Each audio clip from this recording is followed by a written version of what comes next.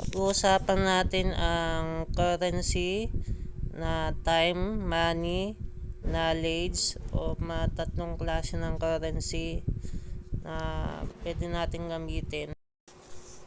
Sarili natin currency, walang iba kundi yung physical na katawan natin, yung lakas natin, yung energy natin sa pang-araw-araw kapag tayo ay nagtatrabaho, humahanap ng trabaho, kumakahit sa pang-araw-araw, yung karunungan natin, yung knowledge natin na natututunan natin mula sa school, sa kapwa natin, sa mga tao, mga experience na natututunan natin sa pang-araw-araw natin pamumuhay mula sa environment.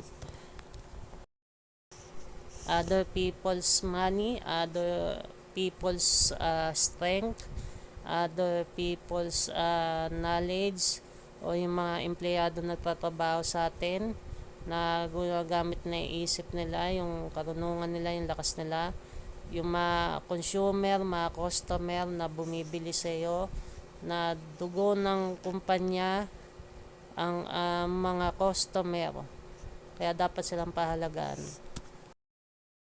Sumunod naman na pinagkakakitaan is yung attention at validation. Attention is money na nakukuha sa likes, view at follower ng mga influencer mula sa paggawa nila ng mga video at creative content sa social media. Isa sa pinaka-importanteng currency ay ang oras. Lahat tayo ay may 24 hours o 24 oras na tumatakbo araw-araw, at sa isang taon meron tayong 365 na pagkakataon para umasenso at oportunidad, at ginagamit din ang oras para patubuin ang pera sa pamamagitan ng compound interest. Other people's strength, money, saka knowledge, yung mga employee na ginagamit nila yung mga natutunan nila sa college, mga trabahador, mga worker na nagtatrabaho para sa iyo.